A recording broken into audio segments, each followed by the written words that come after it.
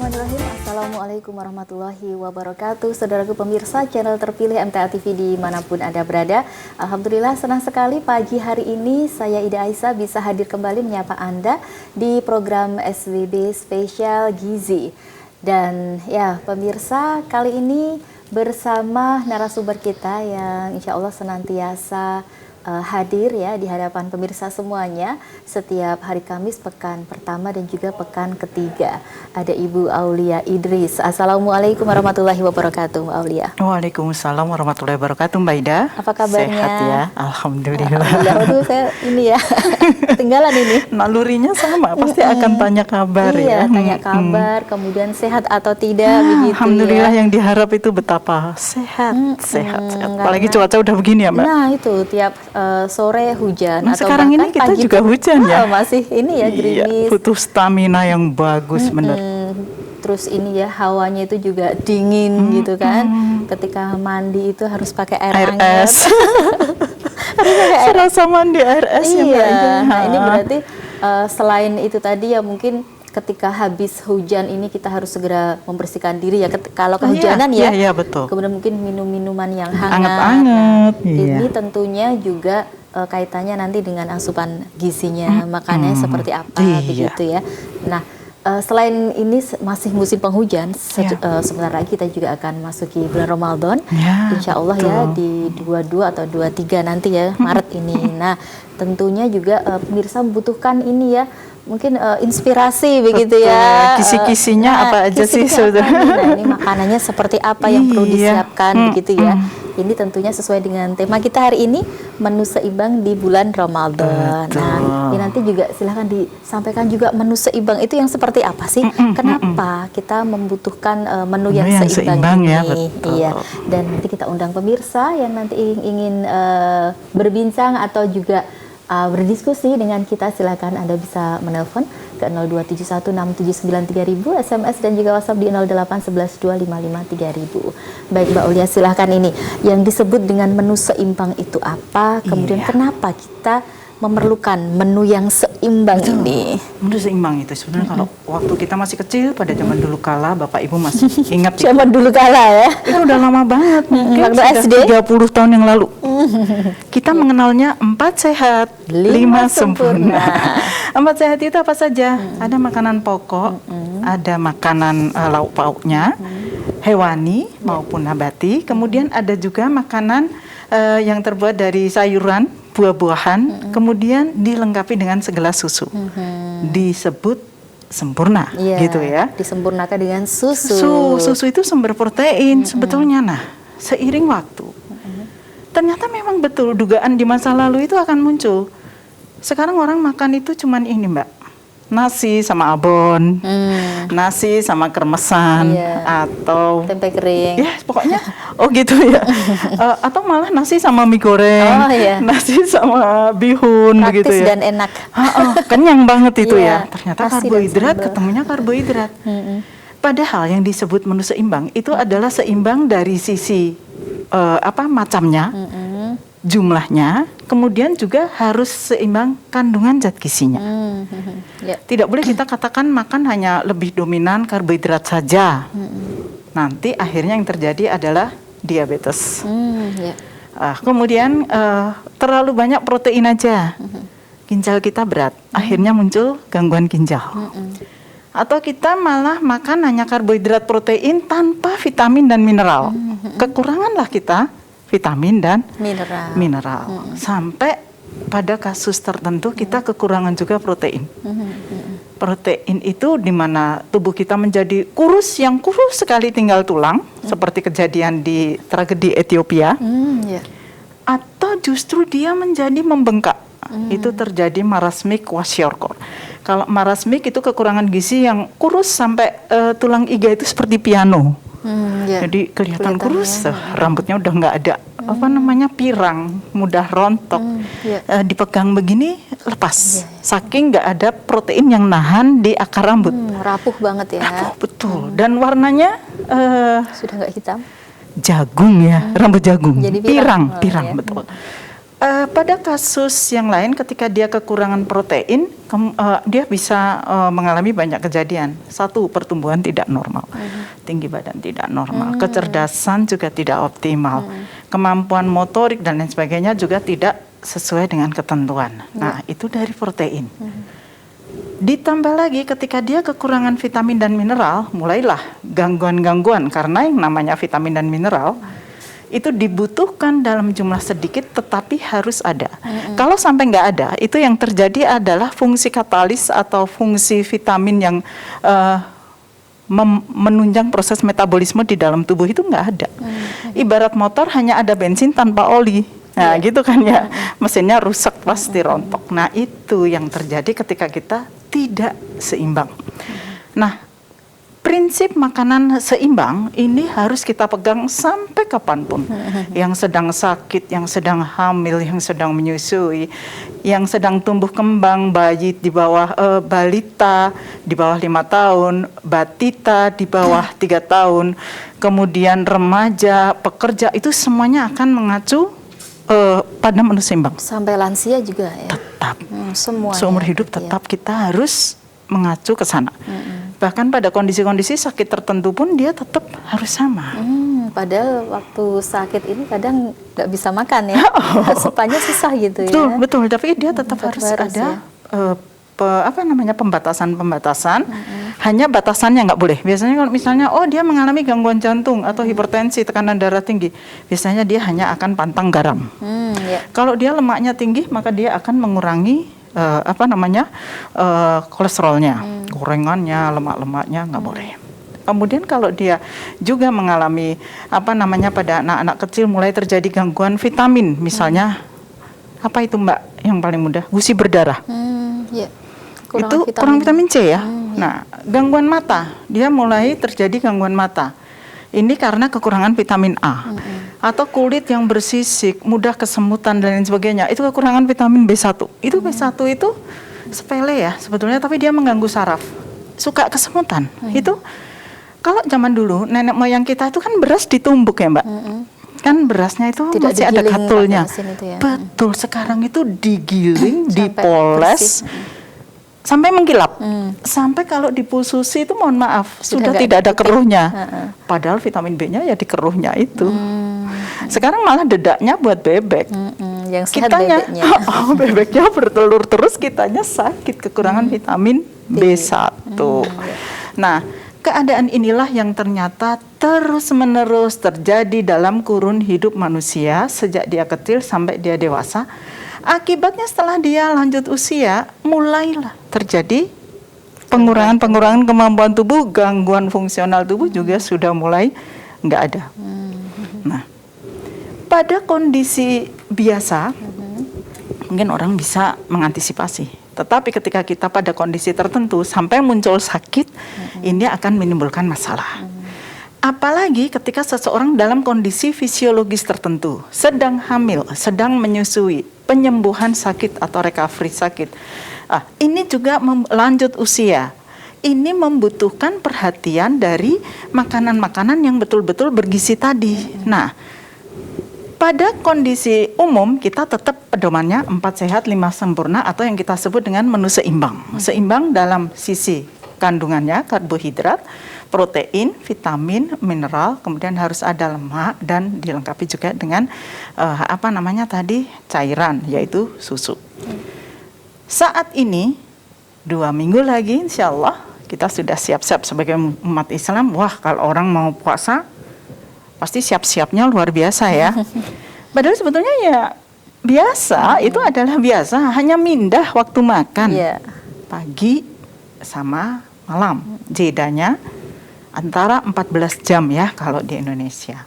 Tetapi kalau itu di Eropa bisa terjadi hampir 24 jam. 22 misalnya yang di Norwegia, di Jerman itu kasihan banget. Mereka hanya punya jeda 1,5 jam ya. Nah, ketika seseorang harus menjalankan ibadah puasa, di situ yang perlu kita atur karena kita itu berada di negara yang tropis adalah cairan. Cairan itu suka terabaikan. Padahal cairan itu penting banget sebagai pengatur keseimbangan asam basa di dalam tubuh kita. Jadi kalau cairan kita itu terganggu jumlahnya, maka kita juga akan mengalami gangguan dari yang sifatnya ringan sampai suatu saat dia juga menjadi berat. Itu kalau seseorang mengalami gangguan dari cairan. Nah, cairan itu selain mengatur keseimbangan asam dan basa di dalam tubuh, dia membantu konsentrasi. Artinya koordinasi dari otak itu juga mendapatkan bantuan dari sistem saraf kita yang juga harus selalu basah. Basah oleh apa ya? Darah kita harus mengalir bagus, cairan tubuh kita harus cukup, tidak boleh ada masalah. Satu saja tidak berjalan, error semuanya. Salah satu kejadian yang paling mudah adalah ketika seseorang itu mudah mengantuk ketika puasa. Kenapa? Karena ketika puasa itu dia mengalami simpul-simpul saraf kita tidak bisa terhubung dengan bagus, ngantuk ya gitu. Jadi kesannya kalau udah puasa orang nggak produktif, padahal nggak harus demikian juga. Harusnya tetap ya mungkin ngantuk karena kita mengubah jam ya, harus bangun, kemudian makan. Dan yang lebih parah lagi kadang kan setelah itu kita tidak tidur, kita harus langsung aktivitas, langsung ke kantor, langsung ke sekolah, walaupun nanti mungkin sore itu sudah mulai dikurangi aktivitasnya. Nah, nanti kita akan coba perhatikan dari slide yang ada ya Mbak Ida. Slide yang ada ini akan membahas tentang sebetulnya menu apa saja dari diet ketika kita melaksanakan puasa Ramadan. Ya, salah satu tujuan ya diselenggarakannya kita menjaga diet ketika bulan Ramadan, ketika puasa diet itu adalah apa, Mbak Lia? Diet itu adalah susunan makanan yang akan kita konsumsi ya, susunan makanan yang akan dikonsumsi pada golongan atau kelompok tertentu sesuai kebutuhannya. Kalau dia orang normal ya dia berarti menerapkan diet normal, diet susunan makanan yang normal. Kalau dia sakit ya kita sesuaikan sakitnya. Oh diet lambung, oh diet wanita hamil, oh diet wanita menyusui, itu beda. Susunan makanannya beda, jumlahnya beda begitu ya. Nah sekarang tujuannya dulu kita harus tahu. Ya, tujuannya itu adalah menjaga tubuh tetap sehat dalam melakukan aktivitas sehari-hari dengan baik. Walaupun kita menunaikan ibadah puasa berat ini 1 bulan penuh. Ya. Nah, syaratnya apa saja? 1, ya. Tidak dingin, jangan yang es ya. Syaratnya tidak dingin. Berat ini. Padahal nomor 1 itu orang pasti cari es, tapi coba mulai sekarang esnya kita kurangi atau less ice gitu ya. Esnya 1 biji aja. Kemudian tidak berbumbu tajam atau pedas. Siapa yang suka geprek, suka pedas, suka kecut? Padahal Indonesia tanpa pedas is nothing ya. Tidak makan ya kalau tidak ada pedasnya. Padahal itu penting banget karena kita kalau tidak menghindari makanan yang berbumbu, nanti akan ada muncul gangguan dalam mencerna makanan, kemudian sistem pencernaan kita terganggu, terjadi diare dan sebagainya. Itu bisa terjadi ya. Ini masih di syarat diet ya. Selain tidak dingin atau kita menghindari es, kita juga tidak menggunakan bumbu tajam. Harus mudah dicerna. Next itu untuk selanjutnya tuh ya. Maaf. Mudah dicerna. Mudah dicerna. Kemudian juga tidak menimbulkan gas. Tidak terlalu asam. Dan kita harus membatasi minuman yang terlalu manis, ya. Itu. Ini ketika sahur ya terutama ya berarti ya. Buka juga. Bukan juga. Untuk yang manis-manis katanya ini. Bukalah dengan yang manis. Gitu. Boleh, betul. Itu menaikkan gula yang drop. Gula darah yang drop. Tetapi kalau kita berlebihan, ini yang tidak boleh. Membatasi gorengan. Gorengan itu sifatnya kering. Ya, lemaknya tinggi, sifatnya kering. Kering itu dalam kondisi tenggorokan kita itu kering juga, itu akan mengiritasi. Ya, betul. Mudah terjadi radang tenggorokan ketika bulan puasa. Ya, betul. Sering saya itu mengalami. Ya, batuk ya Mbak ya. Jadi sakit menelan menelan dan itu nanti lama-lama ke seluruh tubuh tuh kan nggak enak gitu. Jadi harus segera minum yang hangat-hangat. Gitu. Padahal ketika puasa kering ya. Nah itu ketika puasa kita kering, padahal kalau terjadi gangguan pada tenggorokan, ini akan susah kita mengobatinya. Nah, kemudian tidak terlalu asam. Ya, jangan yang kecut-kecut ya, Bapak, Ibu, dihindari dulu. Aduh, saya pokoknya pengen bukanya pakai rujak. Iya, nanti aja habis tarawih gitu bisa aja. Atau juga tidak terlalu menimbulkan gas, hindari kobis, sawi. Kemudian apa lagi ya?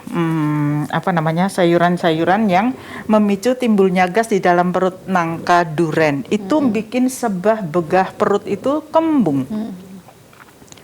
Kalau sudah kembung, nggak enak. Kita habis itu kan sudah mau sholat tarawih ya.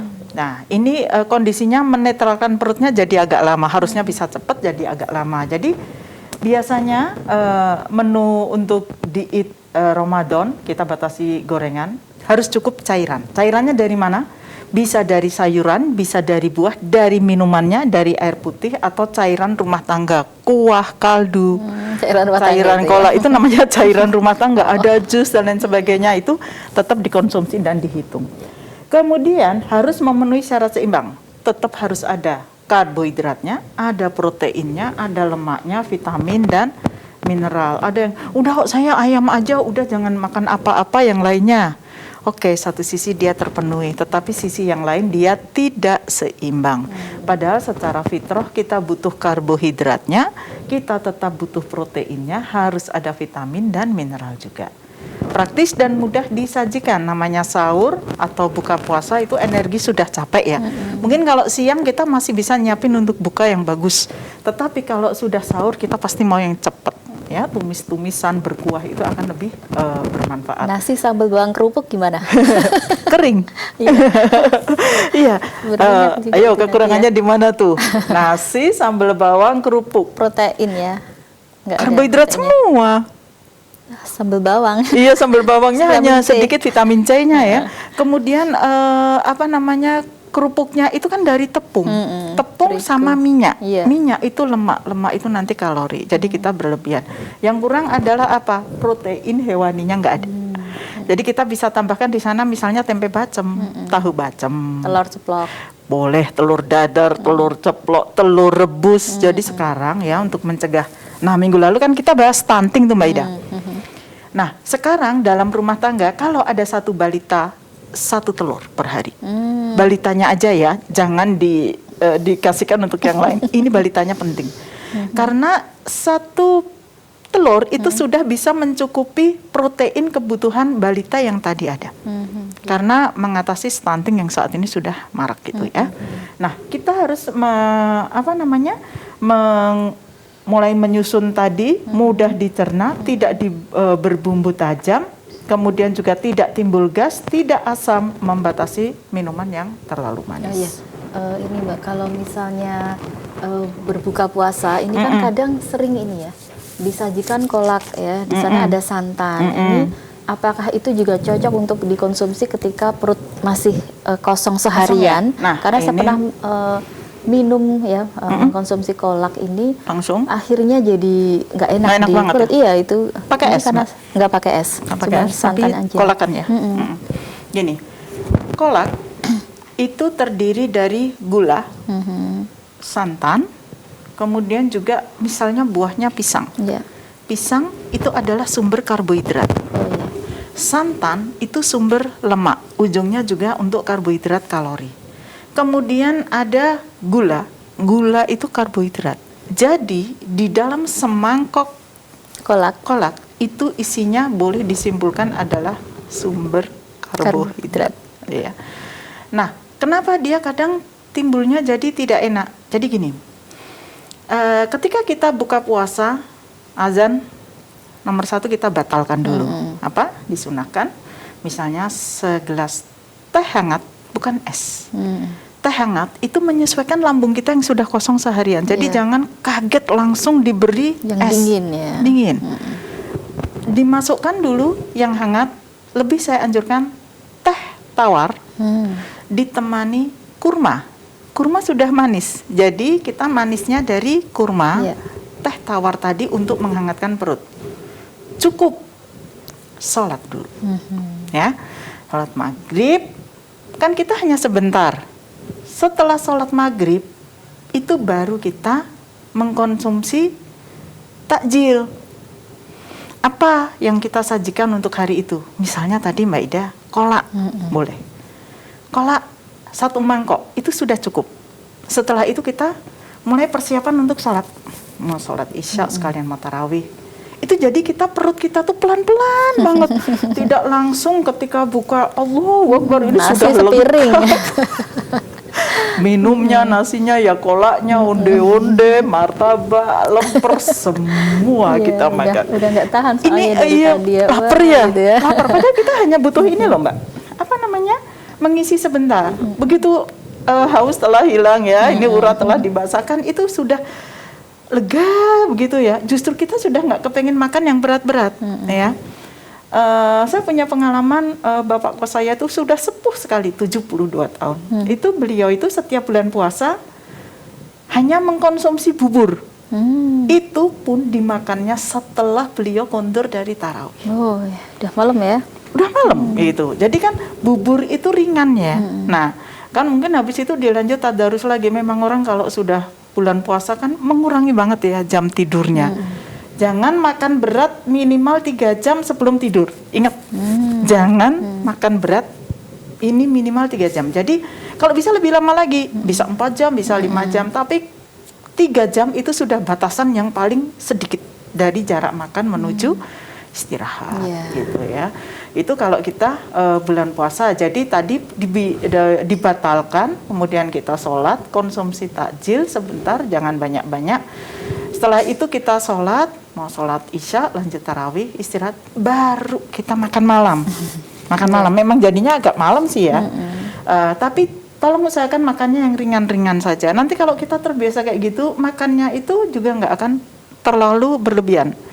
Kalau makannya berlebihan, nanti lambung nggak kuat, timbulnya begah. Apa begah itu? Ada gas berlebihan di dalam besesek, kembung itu istilahnya. Kalau udah kayak gitu kita nggak bisa apa-apa, sholatnya jadi nggak khusyuk, nggak enak, terus flatus ya, menimbulkan gas, banyak kentut, batal terus nanti sholatnya bertahak atau bersendawa. Nah ini bisa kita cegah, caranya itu tadi makanannya. Kemudian waktu mengatur makannya juga berjaraknya bagus, antara sebelum mau maghrib, sebelum maghrib sampai dia masuk ke waktu tarawih. Jadi semua ibadahnya sudah kita selesaikan. Kalau enggak memang mau ibadahnya tengah malam kan boleh ya. Jadi ya udah makan aja gitu. Nah ini kita sudah sampai di syaratnya Mbak Ida ya. Baik. Nanti bisa lanjut lagi. Baik, nanti dilanjutkan lagi. Banyak sekali ini materi-materinya dan ya kita nanti juga beri kesempatan pemirsa, silakan ya disiapkan, mungkin sudah ada pertanyaan begitu, mungkin menu-menu apa yang mau ditanyakan begitu ya, supaya nanti ini bagus nggak ya kalau nanti untuk sahur atau berbuka begitu. Ya tetap bersama kami pemirsa di program SWB Spesial Gizi. Kami akan segera kembali setelah beberapa informasi berikut ini.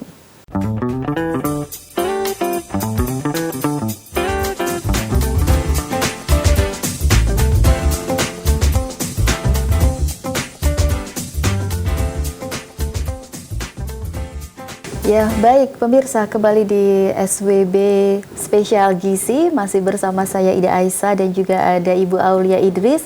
Kita membahas tentang tema kita hari ini, tentang menu seimbang di bulan Ramadan. Kita buka kesempatan untuk pemirsa yang ingin bertanya di 02716793000, SMS dan juga WhatsApp di 08112553000. Baik, kita ada satu pemirsa yang menyapa Mbak Aulia ini ya. Salam untuk salam kagem Bu Aulia. Ugi nyuwun tip apa yang selalu membuat tubuh kuat dan sehat untuk orang yang lanjut usia. Matur nuwun. Dari Pak Samino Tahu Kupat. Depan studio, apa kabar ini Pak Samino? Semoga selalu sehat. Amin. Pak Samino, alhamdulillah. Sehat selalu untuk bulan puasa ya Pak Samino, atau juga dalam aktivitas sehari-hari. Itu adalah harapan kita semua. Yang penting begini, ketika seseorang sudah lanjut usia, itu artinya aktivitasnya sudah mulai menurun, ya. Makanya ditandai kadang dengan pensiun. Atau ketika orang sudah lanjut usia, itu otomatis otot ini juga sudah mengecil, ya, akan menyusut. Aktivitasnya berkurang. Kalau aktivitasnya berkurang, sebaiknya diimbangi juga dengan intake yang dikurangi. Oh ya. Makanannya dikurangi. Iya. Jadi jangan semakin sepuh daharnya semakin banyak. Justru dibalik, semakin sepuh seseorang kadang-kadang semakin bagus dia banyak puasa. Iya, karena memang sudah tidak ada aktivitas. Aktivitas itu konsumsi makanan itu hanya untuk menjalankan fungsi organ tubuh kita supaya normal. Nah, supaya Pak Samino juga tetap seger, vitaminnya Pak tetap dikonsumsi. Dari mana? Tidak usah mundut. Vitaminnya dari sayuran, dari tahu kupat, buah-buahan. Tahu kupat itu sehat karena dia banyak sayurannya sudah komplit. Jadi kalau sudah dahar juga tahu kupat, jangan dahar yang lain lagi. Itu sudah komplit. Karbohidratnya dari kupat, sayuran, ada seledri, ada toge, itu adalah sumber vitamin dan mineral. Proteinnya kalau ditambah telur atau juga harus ada tahunya, sudah komplit. Iya, dari kacang kuahnya, juga. Oh iya, kacangnya mau banyak ya. Kan ada ditaburkan ya. Iya, kemudian juga ada ini gulanya, misalnya manisnya bisa agak mondo misalnya ya. Penggunaan bawang putih itu bisa diperbanyak karena bagus. Itu adalah antibiotik alami. Selain masakan juga menjadi lebih enak. Fungsi dari bawang putih itu juga sebagai antibiotik yang alami. Itu bagus mencegah kita dari sakit. Minum cukup Pak Samino, istirahat cukup, konsumsi makanan diperbanyak serat, karena serat itu memudahkan kita mencerna makanan dengan baik, kemudian juga memudahkan proses BAB. Cairan dikonsumsi cukup ya, 8 gelas sehari dari subuh, pagi diatur, atau ketika puasa nanti kita atur juga. Sebelum sare ngunjuk, bangun tidur ngunjuk dulu 1 gelas, kemudian setelah menjelang subuh kita minum lagi 1 gelas. Kemudian mungkin lauk kita itu sudah ada kuahnya, seperti sop, soto, timlo, bakso, itu sudah ada kuahnya. Itu juga sudah ada cairannya. Kemudian mungkin kita sajikan sama jus buah, itu juga sudah menambah cairan. Atau konsumsi buah-buahan yang banyak mengandung air, seperti pepaya, semangka, melon ya, jeruk, jambu air. Kemudian apa lagi Mbak yang banyak buahnya? Timun gitu ya. Nah, ini adalah jenis-jenis sayuran yang juga akan menambah cairan rumah tangga tadi. Sehat selalu Pak Samino, hindari banyak gorengan, tidak dahar pedes, tidak dahar yang kecut-kecut dan yang keras-keras, karena fungsi gigi geligi kita juga sudah tidak bisa seperti ketika muda, berkurang. Baik ya, itu tadi untuk Bapak Samino, dan semoga juga berlaku nih untuk pemirsa yang lain yang mempunyai pertanyaan serupa begitu ya, karena memang ketika sudah lansia memang sangat berbeda kondisinya ya. Betul. Ketika mungkin masih usia mengurangi produktif. santan-santan. Kadang-kadang udah sepuh kan suka yang gurih-gurih, yang empuk. Atau kalau suka dahar bubur, tapi tanpa santan, bisa kita pakai kaldu, namanya bubur ayam. Ayamnya suwir aja, nggak usah pakai kulitnya. Kalau dahar telur, maksimal 4 butir seminggu, jadi perbanyak putihnya. Kalau kulit ayam kenapa itu Mbak? Karena itu sumber kolesterol. Oh gitu ya. Banyak yang suka ya. Suka karena gurih. Iya, apalagi digoreng. Gurih, banget tambah ya. minyaknya ya. Oh, yang crispy ya. Iya, kulit itu kenapa dihindari? Dia sumber kolesterol, lemaknya tambah tinggi, apalagi kalau digoreng. Kalau untuk anak kecil, dia butuh kolesterol untuk meningkatkan kecerdasan otak. Malah bagus ya berarti ya? Bagus. Kalau untuk anak-anak kecil itu justru dia dicekoki kuning telur, perbanyak makannya. ikan, kemudian apa tadi? Kulit. Bolehlah masih kulit gitu boleh. Tetapi kalau sudah dewasa seperti kita lebih baik menghindari dikupas saja. Kulitnya dikupas kita dagingnya aja dan jangan digoreng, kalau bisa ditim kukus, rebus atau di grill gitu bisa. Di garang asem itu ya bisa. Baik. Nah, ini kembali ke tema tadi Mbak Lia ya. Tadi menunya apa saja gitu yang ya. bisa untuk ini puasa sudah. nanti seperti apa? Ini kita sudah syaratnya tadi udah, bahan makanan yang dianjurkan itu kita menghindari unsur karbohidrat atau protein atau vitamin, mineral dan serat ya. Bervariasi karena ini mencegah kebosanan. Sahur itu adalah sesuatu yang sangat berat. Jadi sajikan yang menarik, yang menyenangkan. Teknik pengolahan perhatikan ya, bervariasi. Goreng, kukus, tumis, panggang, bakar, rebus ya. Tumis itu artinya pakai minyak tapi sedikit gitu. Contoh yang ditumis misalnya ora are, oseng-oseng itu, cah kangkung itu yang model tumis. Dipanggang ya, kemudian juga dibakar, direbus. Porsi tidak terlalu mengenyangkan. Porsinya kecil tapi dimakan sering ya. Dari takjil tadi, sesudah sholat maghrib, kemudian setelah sholat isya kita lanjut lagi boleh. Tadi kayak Mbak Ida makan kolak, tolong jangan langsung semangkok ya Mbak ya, dikit-dikit aja. Misalnya ubinya 3 potong, pisang 2 potong, kolang-kaling 2 potong, cukup gitu ya. Sama mangkoknya ukuran mangkok ronde yang kecil, soto yang kecil. Jangan mangkok yang itu dalam tuh. Nah itu masalahnya. Kecil tapi dalam. Kita ukur tidak lebih dari 200 mili. 200 mili satu gelas minuman kemasan yang kecil. Oh iya. Nah, itu sudah cukup ya. Nanti kepengen lagi boleh. Itu menambah cairan. Tinggi serat, banyak sayuran ya. Mudah diolah, cepat itu. Artinya atau kita misalnya kalau bayam, kita cap pagi, kita sudah siangi malam, kita sudah petik-petik malam, kita cuci bersih ya. Kalau punya kulkas, masuk kulkas, dimasukin plastik. Kalau tidak punya ya kita biarkan aja di suhu terbuka, kita simpan, besok ditumis sebentar, nggak sampai 5 menit. Bumbunya hanya bawang putih. Oh iya. Ya, itu mau ca bayam, ca kangkung, ca toge tambah wortel bisa ya, kita tambahkan tahu. Harus mudah diolah itu tadi. Nah, contoh menunya ini yang kita bisa tampilkan aneka hidangan yang mungkin menyenangkan. Contoh menu yang bisa kita sajikan di sana. Misalnya ya. Nah, bakmi Jawa itu mudah. Sayurannya kita olah malam, pagi tinggal masukkan bakminya. Ya, berkuah karena itu hangat, pagi-pagi itu kan enak ya. Kemudian bisa juga misalnya kita sajikan itu soto ya, soto dengan tempe goreng, ada sambal kecapnya. Kemudian rawon juga seger pagi-pagi. Sop makaroni boleh, sop makaroni tanpa nasi karena makaroni juga sudah sumber nasi ya, sumber karbohidrat. Tapi kalau mau tambahkan ya paling sedikit, karena nasi itu kalau kena kuah pasti mekar.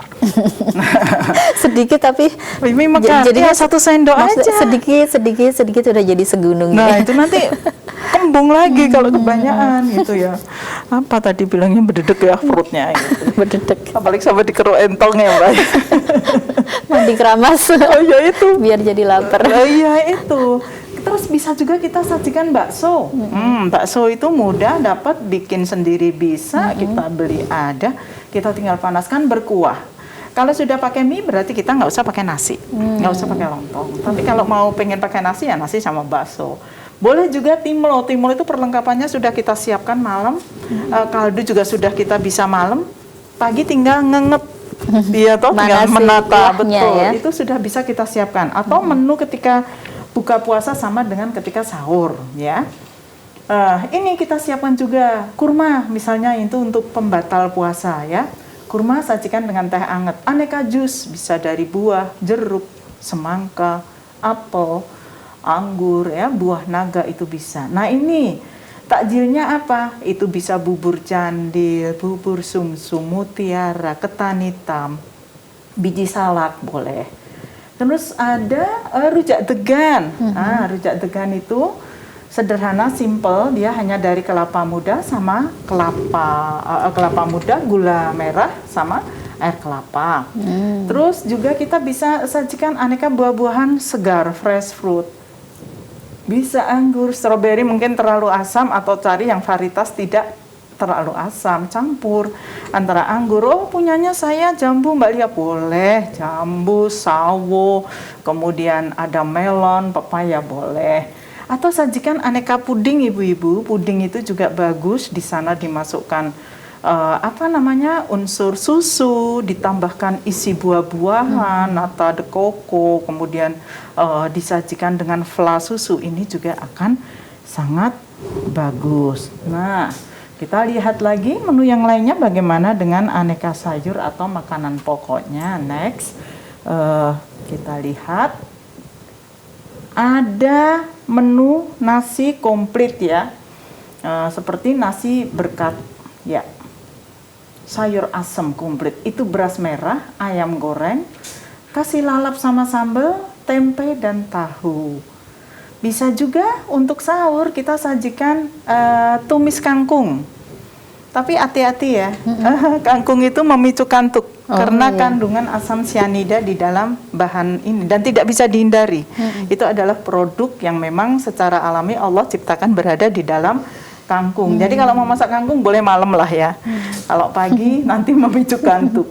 Tapi itu praktis, masaknya bisa kita ganti. Oh, tumisnya bisa tumis brokoli ya, sama jamur, wortel ya. Tambahkan tomat ya. Bunga kol boleh. Tumis sawi bisa ya. Kemudian tumis toge, daun bawang, kasih ebi, kasih tahu yang setengah matang bisa. Oh, itu kalau yang di bawah mungkin sajian komplit untuk buka puasa, mungkin itu di sana ada ayam, ada nasi uduk, tahu, tempe, itu goreng semua. Kita bisa antisipasi supaya tidak semuanya adalah goreng. Dan juga ada bening bayem. Nah, itu bening bayem itu seger karena di sana bisa kita masukkan unsur itu dari jagung manisnya. Jagung itu ya. Ada gambas, oyong atau ceme ya. Kemudian ada bayam. Bisa juga dari daun kelor, apalagi ya yang untuk di sayur bening itu semacam okra ya. Kelor ya biasanya itu kelantang. Kelantang itu apa? Bunganya kelor ya. Itu saya temui ketika saya pernah bertugas di Madura. Jadi mereka suka sekali masak sayur asem tapi pakai kelantang, isinya biji-bijian. Kelantang itu kalau udah tua, biji kelor itu seperti ada kacang merahnya di dalamnya dan itu enak sekali. Bumbunya hanya seperti sayur asem, jadi ada asem ada kecutnya. Sayur asem boleh, sop bisa, soto bisa. Nah, itu adalah contoh menu untuk buka puasa. Ya, baik.